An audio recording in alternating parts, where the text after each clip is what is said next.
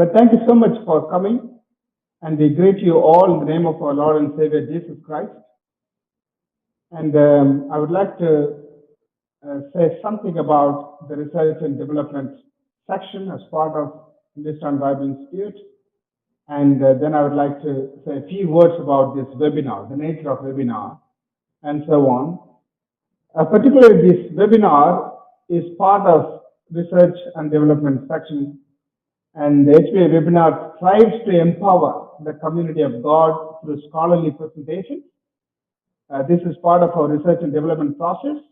Our vision is to create dynamic community of God that is passionate to learn, apply, and share the knowledge.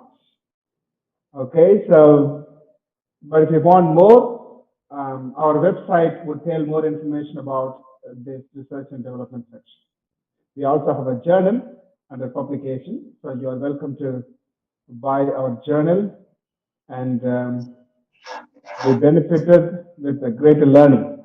Okay, so today is a wonderful day, very special day, because we are going to listen to a wonderful lecture on how to write well. The resource person we have is Professor Susan Felch. So when I asked Susan, how can I introduce you? And she said, if you could introduce me as your friend, I'd be very happy. Of course, she's my friend. And she actually taught me about research writing, particularly in the writing seminar at Felch in 2017. And that was the time I was writing my dissertation. And I thoroughly learned, thoroughly enjoyed, but I learned so many things from Susan's presentation in the workshop. So we invited her to speak to us and help us learn how to write better.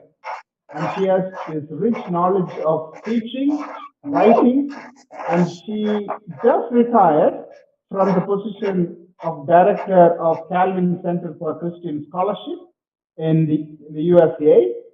And there is a lengthy profile of her, and I was reading the whole afternoon, and some of the things are very inspiring. And she says, I teach, I love to teach. I can enter into the classroom with a headache and come out healed.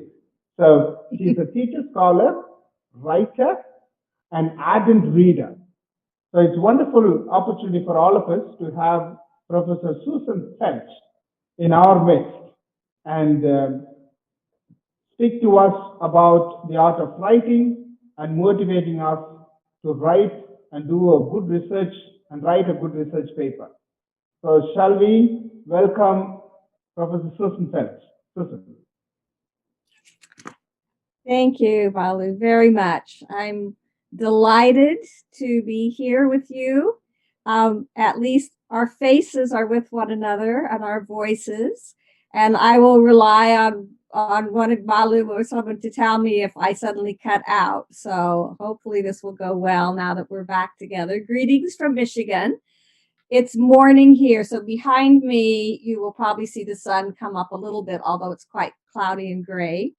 I'm sorry I can't be with you in person. I've loved my trips to India, and I hope to get back again someday in person. So we're talking today about writing, and as you can see from the screen, writing academic papers. But even though we're going to talk particularly about academic papers or research papers, really most of what we say applies to any kind of writing. And I love these three words of learn, apply, and share, because that is exactly what we're trying to do when we write. And I'm going to lean a little bit on that word share as we go through this, because you should never waste a paper.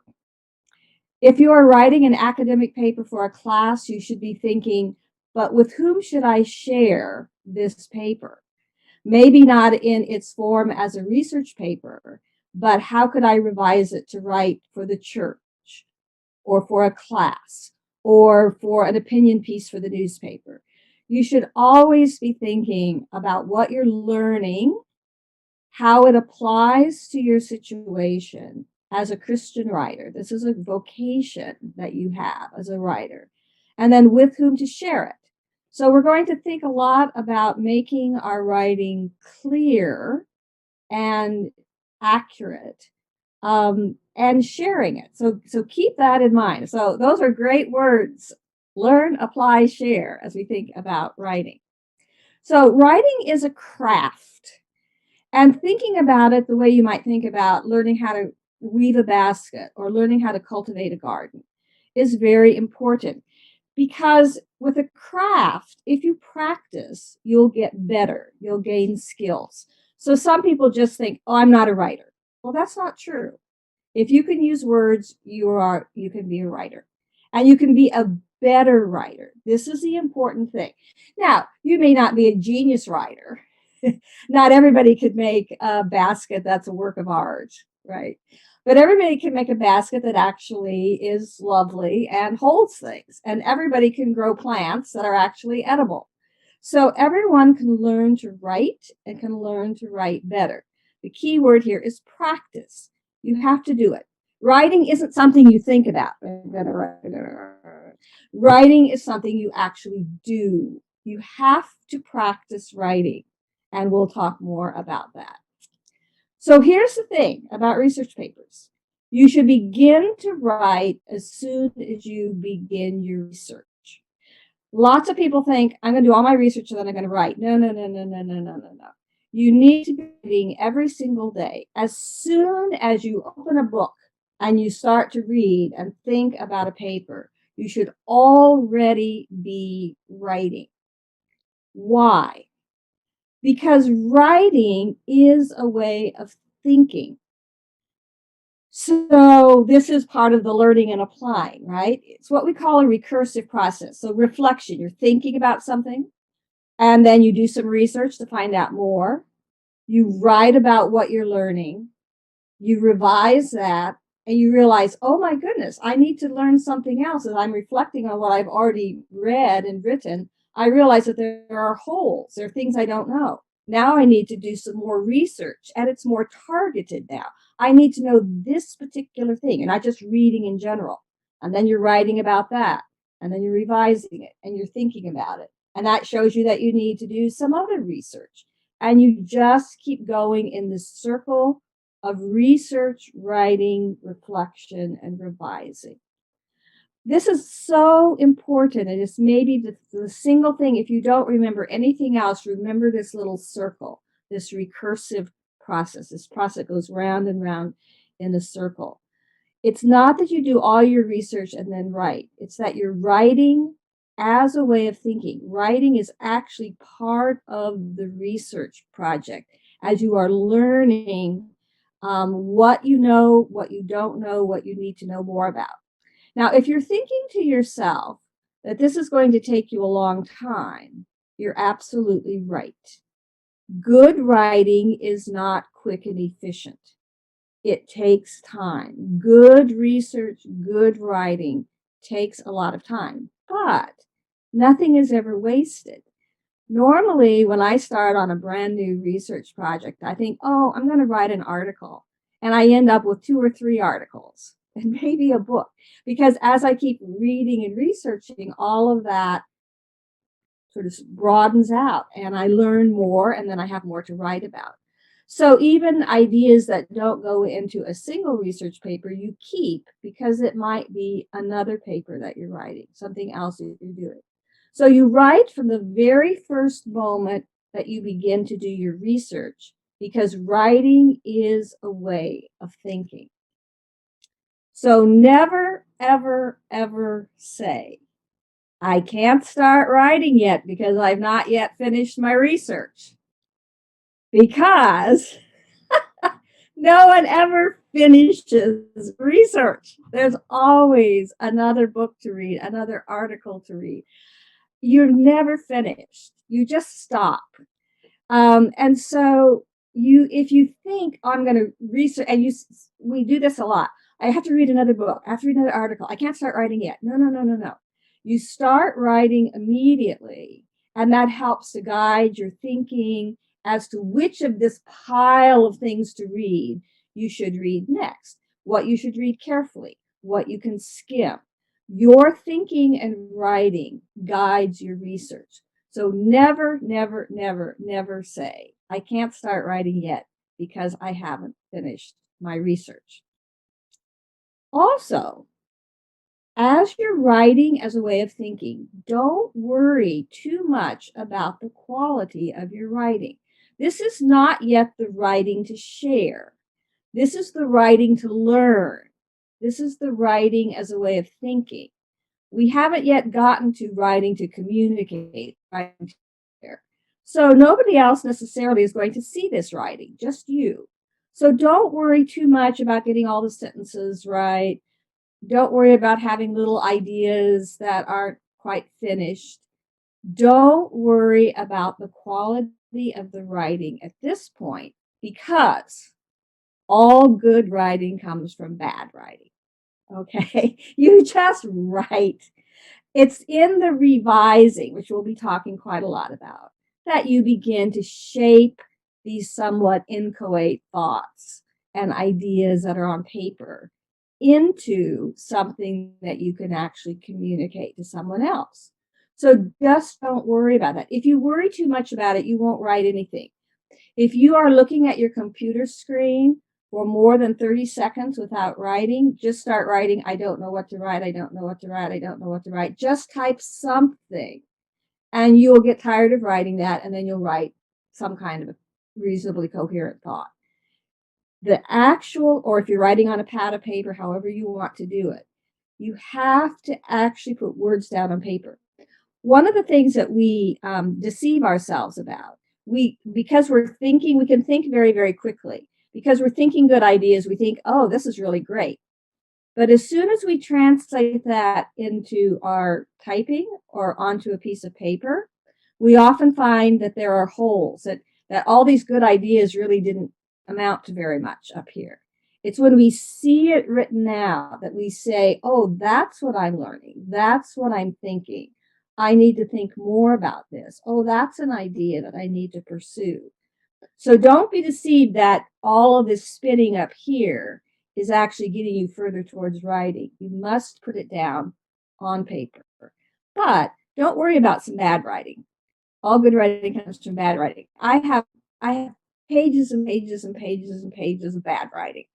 But from that, and not all my bad writing turns out to be good writing, but all my good writing started out as bad writing. So, writing to think, write like this. Just everything you can think of, just jam it in that suitcase. Just whatever. This is the way you're going to write. Writing is a way of thinking. But then, from all that big basket of stuff you've written, you can start sorting out. So revision looks like this. It looks like packing things neatly so that someone else can understand what you're doing, okay?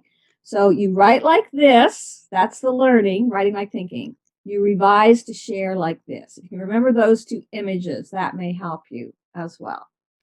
So you ought to be writing every single day, but don't think that you have to start here at the paper and go this way. That's writing to communicate. I'm going to have this idea, this idea, this idea, this idea.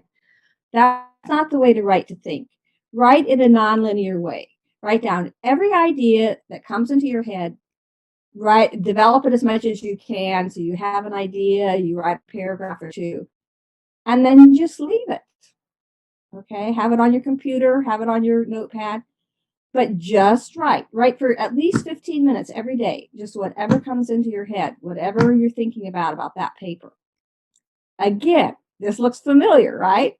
You're reflecting, you're researching, you're writing, you're in that recursion, you're getting it started.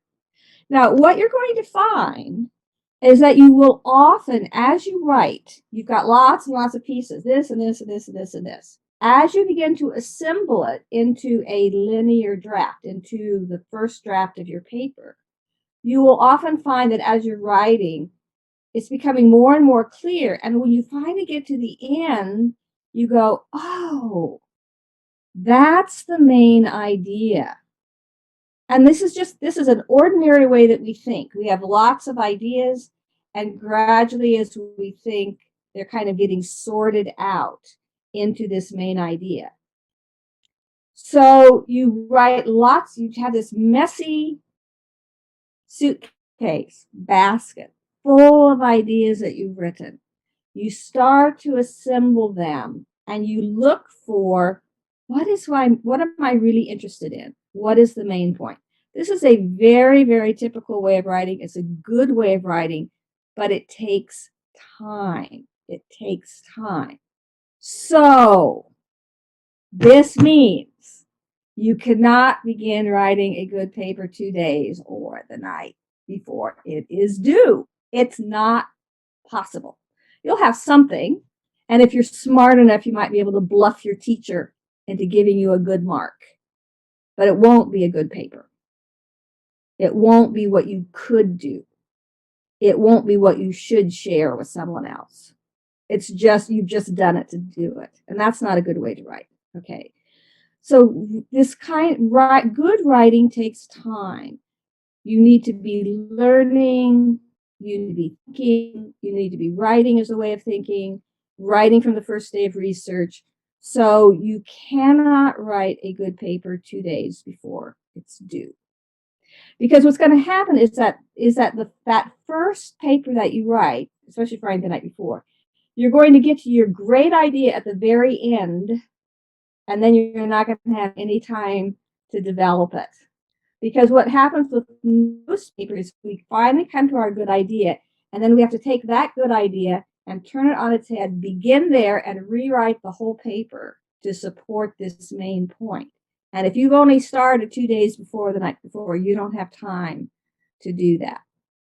So get into the habit of writing immediately as soon as you begin your research, and not waiting until a day before to write your first draft. Okay, so now let's assume we're kind of rushing ahead a little bit here. You've already spent a lot of time. You've been doing reading. You've been writing about this reading. You've been thinking about it. You've been putting down notes and ideas. Maybe this is an idea. So let's assume now that you've already done a fair amount of research. You have a topic. You've done some writing about it. Writing is a way of thinking. Okay. So now we're going to begin now. The rest of what we're going to talk about is how you take all of this stuff that you've been accumulating and begin to put it into a paper that is clear for someone else. How you now move from writing to think, although we're still doing some of that, to writing to communicate. So I'm going to use an example in a moment. Well, I'm going to do this first. A topic is just a statement of something. Like, I'm going to write about the history of Christianity in India, which is way too big a topic. Let's say that's your topic. Okay, you can't write about a topic. A topic is just a starting point to begin your research. You need to you look at your topic and say, what is my research question? I have to be able to ask a question, and it should have these characteristics. A good question is problematic. That is, it isn't immediately obvious what the answer is going to be. So if your topic is the history of Christianity in India, well, the history, not a question. It needs to be problematic. It should be something that is puzzling. It should be something that you are really interested in knowing about. If you're not interested in it, then you won't be able to interest your reader in it. So what is something I really want to know about this particular topic? So it's problematic. Secondly, a good question is significant. It should have something to say. It should matter, right? Well, why does this matter? Who are the stakeholders? In other words, you're sort of asking, somebody should be able to read your paper and at the end not say, well, so what? I don't care I read this. They should say, oh, I've learned something here. This is significant. It's important for me to know the answer to this question. And third, a good research question is open-ended. So it invites multiple points of view or alternative hypotheses. It stimulates critical thinking, right? So it can't be too obvious. So a good research question is problematic, significant, and open-ended. Oh, let me just stop here for a moment and say, Balu, it's fine for you to share the PDF of these slides with people. So if you are trying to write everything down, don't worry. Don't worry about that. You can always come back and look at these things later. Is that okay? Okay, so we're now finding our good research question. Okay, so now I want to give you an example from one of the workshops at SciAx. And this is from Charles Christian. So here was his topic. Now you'll have to forgive me if I mispronounce all of these names. I will do the best that I can. So here was his topic, right? The debate between Raja Rammohn Roy and the Serampe trio, although lengthy and at times monotonous, was significant in many ways. Okay, so that's a topic. But there's no, what am I going to say about it? It's lengthy. It was very long. It's monotonous. It gets really tiring to read it. It's significant. So it's good to say, okay, now I know what I'm going to be researching, but this is not yet a research question. So here's the research question that we came up with, okay? Yeah, I can't quite read my screen, so I need to, okay. So here's the research question we came up with. Is the nationalist polemic reading as developed by M.M. Thomas and R.S. Sugatharaja adequate to understand this debate in its historical context and as a possible model of Christian-Hindu conversation today?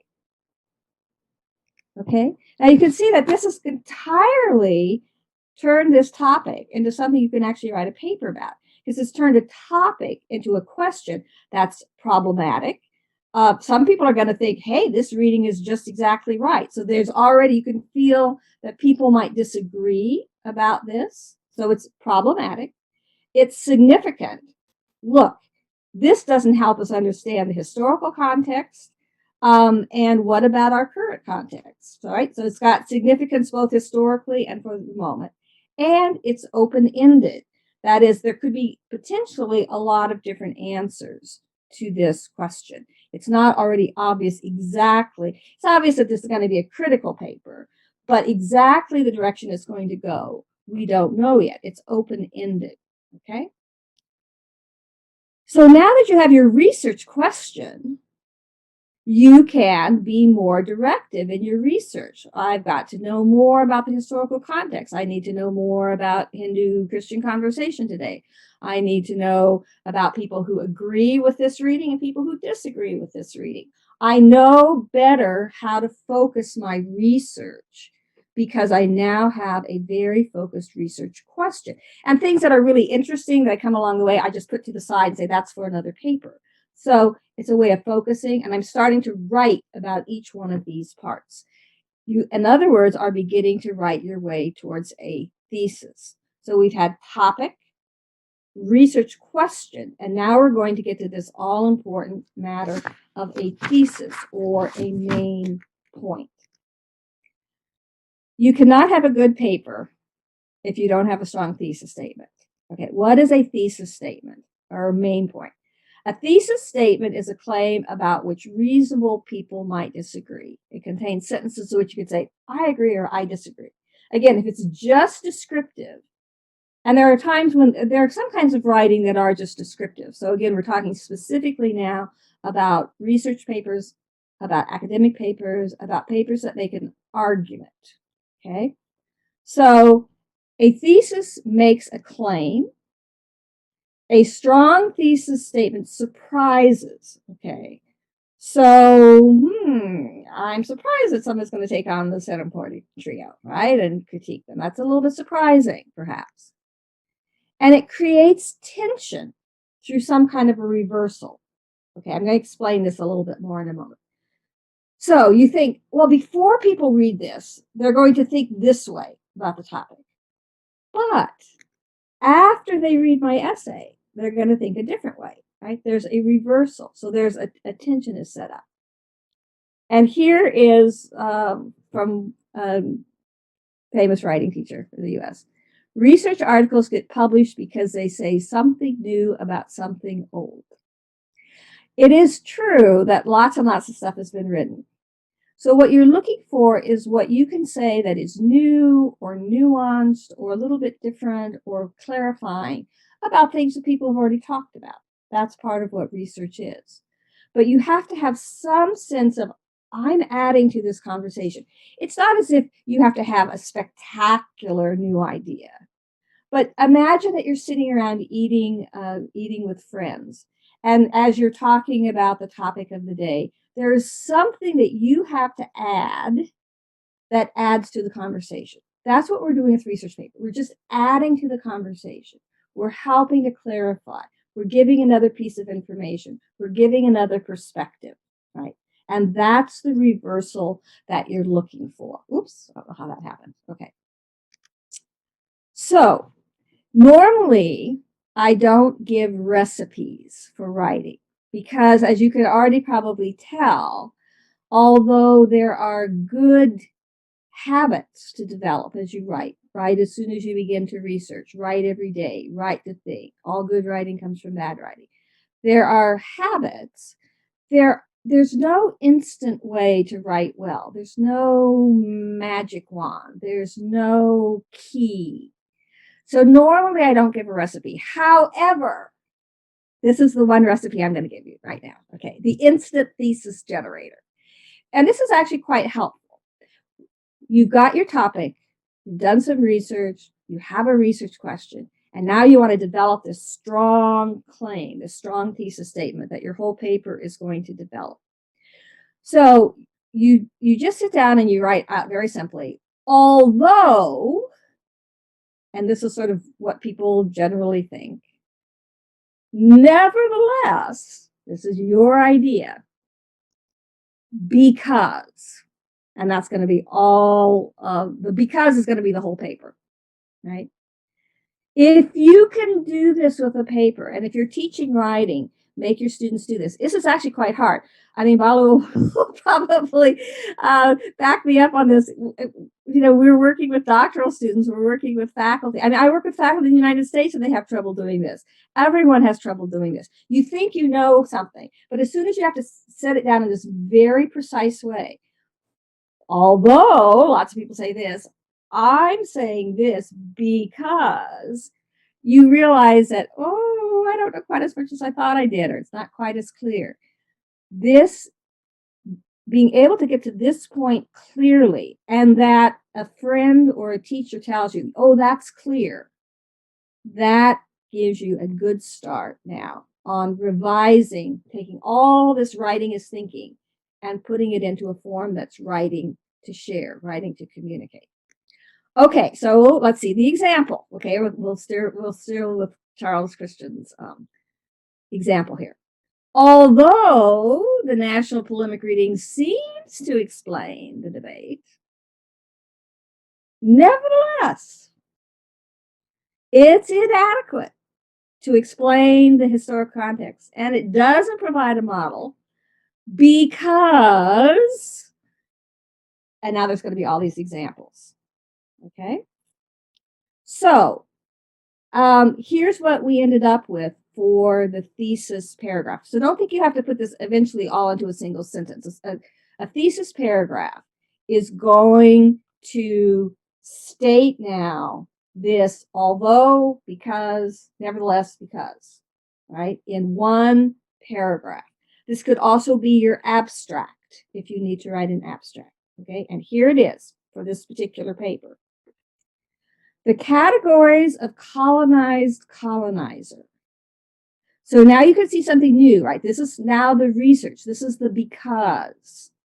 The category. So what makes this an inadequate reading? The category is wrong. There could be lots of things I'm going to talk about because remember, it's monotonous and tedious. this discussion, apparently. But here's what I'm going to focus on. The categories of colonized colonizer employed by the National Polemicist reading are too rigid. They downplay the historic context of Unitarianism. Oh, so there's something else that's been learned in the research. And Roy's defense of Vedic Hinduism. And they ignore the genuine theological debate and agency of both parties.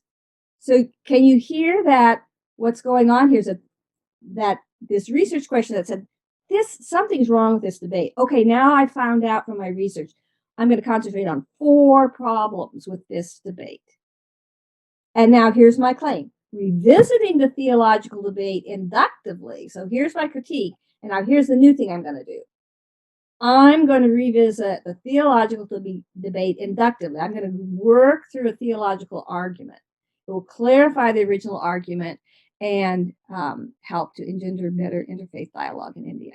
Okay, this is a great thesis statement. Okay, this is a great dissertation because it is clear what's going to happen. Okay, so now where do you go? So let's take, this is still now just the same thesis statement I gave you. And now you just pull it apart to see how the paper is going to be outlined. So we've gone from all this nonlinear writing and thinking and figuring out our research question, all this messiness. And now we're going to start organizing what we found into a linear paper. So we're shifting from writing as a way of thinking to writing as a way of communicating, of sharing, from writing to revising. Now, there's still going to be times when you're not quite sure of something and you're writing to think. So these are not absolute categories. But the sort of messy nonlinear writing is now we're going to put it into a linear form. So we can see that the first thing that we're going to have to do, right, is we're going to have to talk a little bit about this debate. Okay, so we've got a debate going on. So we're going to have to explain the debate, introduce the participants, talk a little bit about why it's significant. Okay. Then we're going to take each one of these points. So we're going to have to explain what the National Polemicist reading is. And because we've said that the categories of colonized colonizer are too rigid, we have to keep concentrating on that, right? So we have to explain the reading and we have to critique the rigidity of these categories. We've also said, okay, there's a problem here with the context of Unitarianism. So we have to explain Unitarianism and what that context is. And we're going to have to explain and show, again, do you see how it links? We have to show how it's more complex than just colonized colonizer. And then we have to do the same thing with the defense of Vedantic Hinduism, right? And again, do you see how each one of these keeps linking back each of these pieces, which may be several paragraphs long, maybe a single paragraph, depends on how long the paper is, right? But you keep the focus on the thesis. Why is it that these categories that were used aren't complex enough? And then again, you've got one more, right? So you've got the theological debate. You're just following along with your thesis, developing each point, making sure that it keeps linking back to the rigidity of colonizer. And then comes your sort of creative part. So you're going to give a theological example. What's at stake in the theological example? Read it inductively. Show that the critique that you've been using is actually beneficial in understanding the theological debate. And then you're going to also make a claim that there are lessons here. So the last two are sort of your creative synthetic part after you've done your critique. Okay. You can see that if you put in the time to develop a good research question that's focused your own research, if you've done a lot of writing and thinking, you now have a great deal of information that you can use to focus down into a single paper. Now, you probably have a lot of stuff that's left over. You've probably found a lot of other things out about Vedantic Hinduism that should not go in this paper. Write another paper on that. You've maybe found out a whole lot of things about Unitarianism. Write another paper on that. You're only focusing on this debate on the rigidity of the categories of colonized and colonizers, because that is what you're claiming in your thesis to critique. Okay, let's move on. So what have we done so far? We've been writing to think, and we've taken all this writing to think, and we're starting now to write to communicate, to organize it. And a lot of stuff that you had is not going to go in the suitcase now. And that's okay, because you've learned something and you've applied it, and you're going to be able to use it in another context. So don't worry about leaving lots of stuff out of this revision suitcase. Okay, so I gave you one recipe, the thesis generator, and now I'm going to give you some rules for good writing. Audience. Who am I writing for? Now, for a paper, you might say, I'm writing for my professor. Yeah, you're really writing for your fellow students. That's your first audience. So that helps you to decide, if you think about audience, it helps you decide what you need to explain, what you don't need to explain, what you need to define, what they can already assume. But also be thinking ahead. Who else could this research paper go to? Is this a paper that I should rewrite in a way that other pastors can understand it, or the church, or an opinion piece for a newspaper, or a lecture for undergraduates, or for a high school class? Who is my audience? All good writing is focused on an audience. And you're thinking about, even if it helps to have actual people that you're kind of, maybe put their pictures up above your desk and say, I'm writing for this person. Will they understand? Because you now know a lot of stuff, and you're going to tend to just say stuff that makes sense to you, but doesn't make sense to other people. So now you're focusing on someone else, on sharing, and they become the most important person, not showing how much you know. Thesis, thesis, thesis. If you don't have a thesis, you will not have a good paper.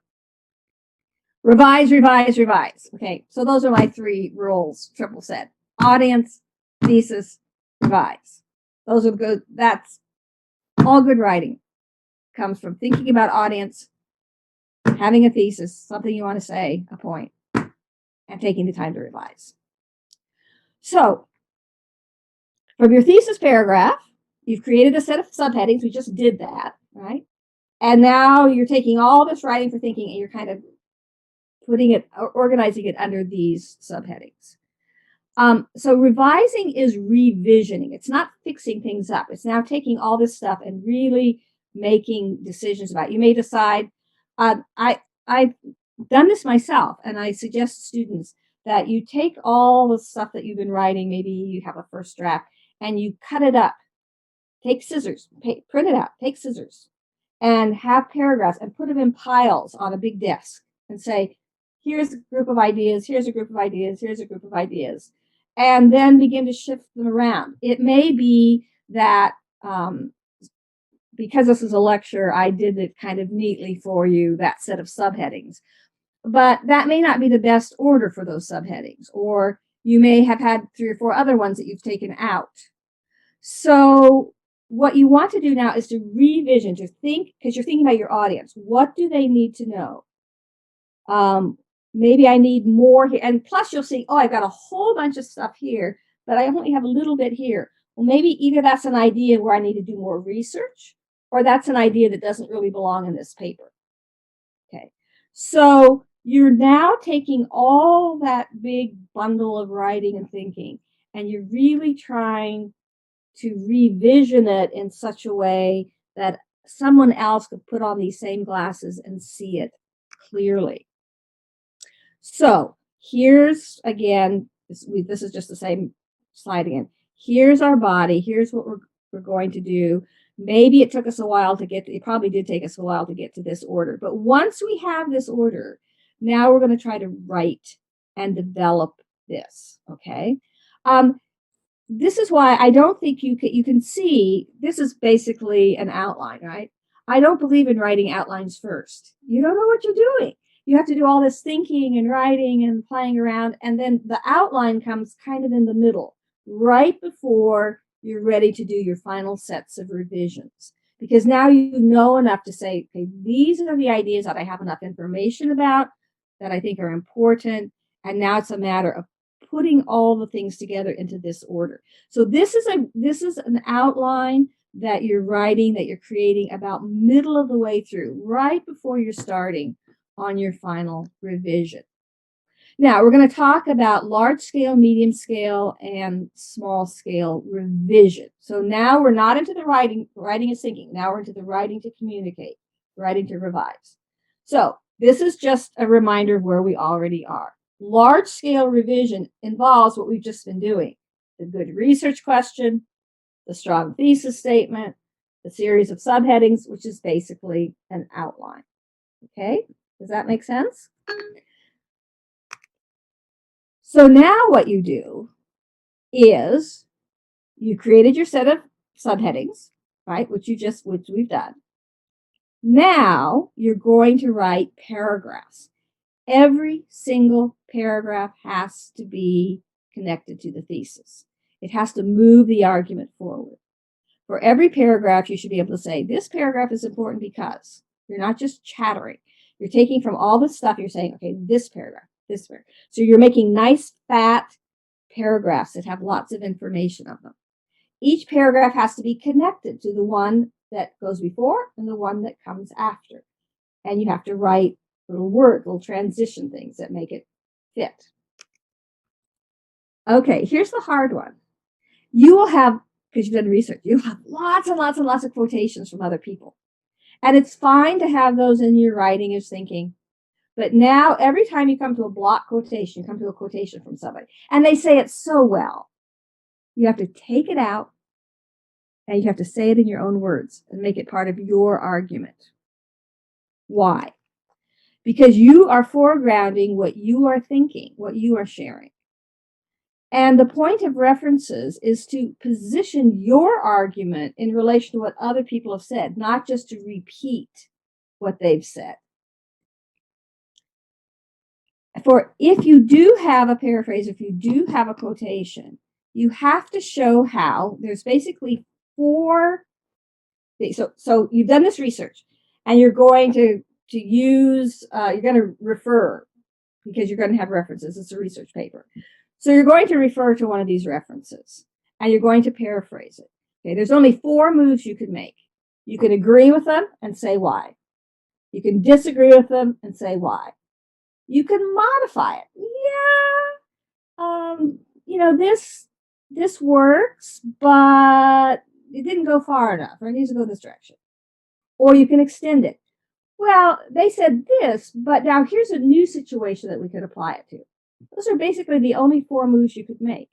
So every time you are making a reference to somebody else that you've researched, it should be clear in your paragraph, in your paper, that you're agreeing with them and why, you're disagreeing with them and why, you're modifying what they've said, or you're extending what they've said. You should make that clear. Otherwise, why do we care what that person said? Okay, you have to incorporate all this research into your own argument. Don't rely on a quotation to make the argument for you. That is the single most common error in research papers, that you just put in these quotes and as if, because in your mind it's made an argument, but you have to make the argument for another person. You need to give lots of signposts to your readers, first, second, third. Just use those kinds of words. You need summaries. Every once in a while you need to say, and here's where we are, and here's where we are, and here's where we are. And then all those subheadings, they should be developed relatively equal. If they aren't, then probably you either need to do more research or you need to drop that argument out. Okay, so they should be relatively the same. All right, so that is sort of this large scale. Now, the medium scale, as we're writing these paragraphs, now we want to try to get the paragraphs to be as clean as they can be and to be zipped up. We're trying to take all these paragraphs and we're kind of trying to zip up a garment, right? So if you think about zippers, every paragraph zips in to the next one, right? And you don't want any gaps in that zipper. So now you begin to look at you've written your paragraphs. Now you're revising them. So you say, okay, does it begin and end with important information? So the opening should tell me what this paragraph is about. The middle should kind of develop the idea. And then the end kind of pulls it together and leads me into the next paragraph, right? And every paragraph should be sturdy enough to have something new, something developed, leading to the next one. Something new, something developed, leading to the next one, right? Again, a very common problem is put lots and lots and lots of ideas, lots of topic sentences into one paragraph. But if there's no development, it's not really a paragraph. So you want to look for that. A paragraph makes sense as a whole. Somebody should be able to just pick out a paragraph and learn something from it. Right? And you can try that. Just grab a paragraph and say, did I learn something from this? To give me enough information. Is it organized and is it coherent? And it has to then relate to all the other paragraphs around it. Every paragraph has to relate to the thesis in some way. If it doesn't, it belongs in another paper. It needs to push the argument forward. Okay, so we've got one garment that's zipped up neatly that we can see. Okay, so that's the body of your, right? That's the main thing that you're revising. You're taking the body and you're doing all these paragraphs. You're developing your arguments. Now you come to the conclusion of your paper. The best papers will raise and answer a serious objection to your claim, called the refutation. Now, you can also do, if it's a long paper, you can have refutations in each section. But a strong paper will consider an argument against your point and then refute it. So it's a refutation that you refute.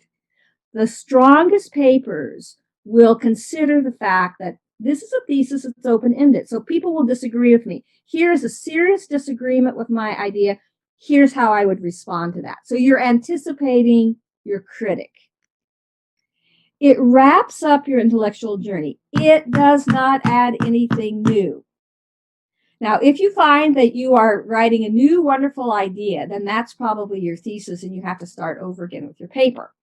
In other words, you've written your way to, oh, this is my idea. Now that idea, you have to take that and put it at the top, turn it into your thesis, and rewrite the paper so that it develops that thesis. And again, expect in early drafts that this will happen, that you think you're writing about one thing, and then as you write and as you work your paper through, you come up with this brilliant idea at the end. Great. But you started this 3 weeks before the paper's due, so you have time to take this brilliant idea, make it the head of your thesis, rewrite and revise the paper on that basis, and that will make a good paper. I will just tell you this. When I was teaching writing to first-year university students, so 18-year-olds, I'm proud of this, actually. Every single year, at least one of my students won one of the writing prizes at the university. And they were not all, they were engineers, they were not writing students. But I will also tell you that every single paper that won was rewritten many times, and often with this, oh, here's where I think I'm going, no, I really want to go here, and a complete revision. One of the students gave me a great big poster that she'd made where she'd snipped all her paragraphs up, and she has lines drawn between them, and it was one of her drafts. It's just this big, messy paper with all of her paragraphs. So don't be afraid of revising your thesis, but do not add anything new at the end. The conclusion sort of explains where you now are, and it can gesture. It can say things like, well, the next step would be, or other research would show. So it can gesture in some new directions, but it doesn't try to explain something brand new. Write your introduction last. Now you have your thesis paragraph, but you should really start with a story. Now, one thing that I have learned, I learned many things from being at SciEx, but one of the things I learned is that Indian writers are wonderful storytellers, and you have amazing stories. You're good at stories. You ought to incorporate stories. It's always good to have an example, a short story, something that grabs readers' attention, even in an academic paper, but certainly when you're writing for non-academic audiences. What is the idea, the story, the example that I can start with that will capture people's attention, and they'll say, I want to keep reading because I want to know, so what? So an opening story is sort of a preview of why this paper is important, the so what of this paper. And then, of course, you're going to state clearly in the beginning, not necessarily the very first paragraph, but somewhere in that introduction, you're going to state your thesis so that there's no surprises for your reader. They know exactly where you're going. Okay, small scale revision. These are what I call the gum errors because they gum up the work, sort of like chewing gum, or it gets sticky, messy. This is what people often think of as revising, but this is only a little bit. This is really editing. This is small scale.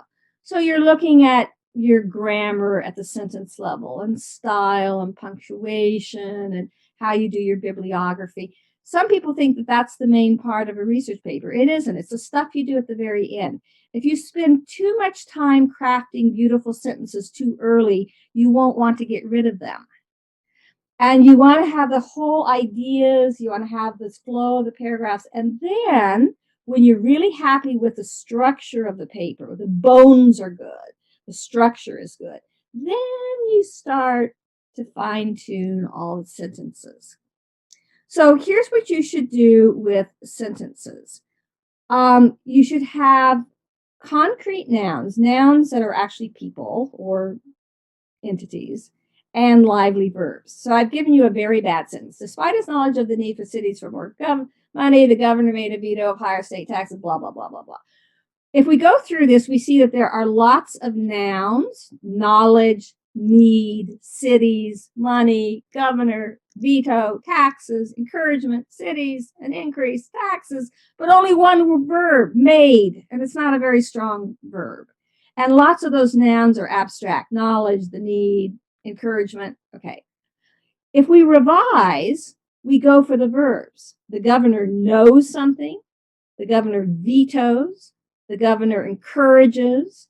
The cities need. The cities increase. We try to just pick out what are the actual actions, turn those into verbs, and then rewrite the sentence. Although the governor knew that the cities needed more money for schools, he vetoed higher state taxes to encourage the cities to increase their local taxes. Okay? So 6 ways to be concise. Begin with clear actors and lively actions. Delete all the words that don't mean very much, very all. Just go through and mark them out. Delete words that repeat other words, each and every, any kind of unemphatic repetition. Delete words that every suggestion that anyone offers to us, just say suggestion. Cut out lots and lots of words. If you have a phrase, see if you can condense it to a single word. Change unnecessary negatives to affirmatives. Okay, let me give you an example. Regardless of the fact that we do not know with any certainty, just say, although we are not certain. Whether or not there is the existence of life forms in the universe other than our own, whether life exists elsewhere in the universe, makes it highly unlikely that life does not exist, all these negatives.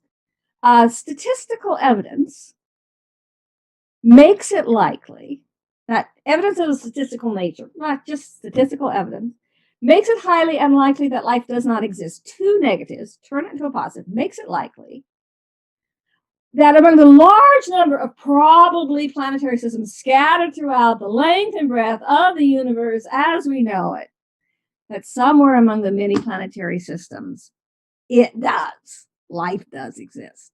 There you go. You take this long sentence, it sounds like it's beautiful, but it's not clear. You're not sharing. Writing to communicate.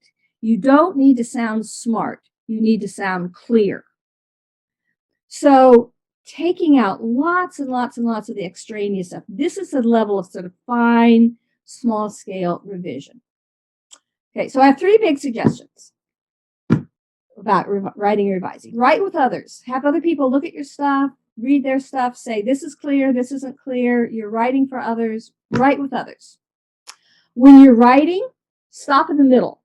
It can be hard to get started again. So after you finish, especially when you're in the middle of a draft, say, okay, the next thing I'm going to write about is, write yourself a little note and then stop, so that when you come back the next day, you can start writing right away.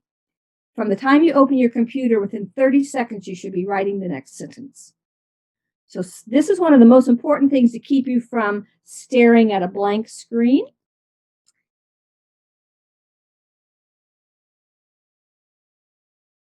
Good writing can be better.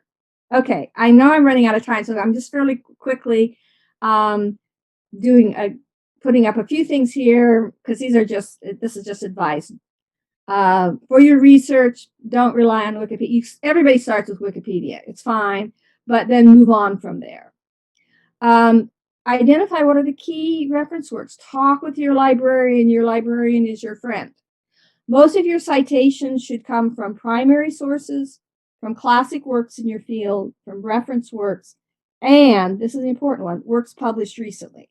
You don't want to be citing things that were published 20 years ago. And again, there's a lot more available now with databases. Talk with your librarians. They can help you get to a lot of resources that used to be difficult to get to. Don't rely too much on a single source. So if you're just repeating what somebody else has said, what's the point? You do need to define your terms, but don't keep saying the Oxford English Dictionary. This dictionary defines it as. Dictionaries are themselves just compilations of what people have said. So they're not really definitive reference works. Do include opposing arguments. Find people who disagree with you and take them seriously. If somebody has quoted somebody else, don't quote them quoting someone. Go back and find who they quoted. Sometimes they've got it wrong. Often they've got it wrong. Quote, you do the work of going back and finding the original. Don't cite non-academic sources. This is an academic paper. It depends on what you're writing. Depends on your audience. Sometimes that is your research, and that's fine, but be careful about how much of sort of non-academic sources you are citing in an actual research paper, and don't omit citations. Okay, very quickly, a note on plagiarism. It's easy if you just change a few words. That is total plagiarism. Don't do that. But you can also just, change it a little bit. It's still borderline plagiarism. What you really need to do is you need to think carefully about what is being said. And then you need to restate that entirely in your own words and to make a sense of your own argument. Okay. So you do need to be careful about plagiarism. If we had more time, we could talk a little bit more about that. This is my final slide. Just remember, writing is a craft. You can get better at it. You have to do it every day, but you can do it. But writing is also a gift. It's a huge gift. It's a gift to you because it helps you to think more clearly. It's a gift to others because you can share it. Thank you so much for letting me share this time with you, and I'll be happy to take questions.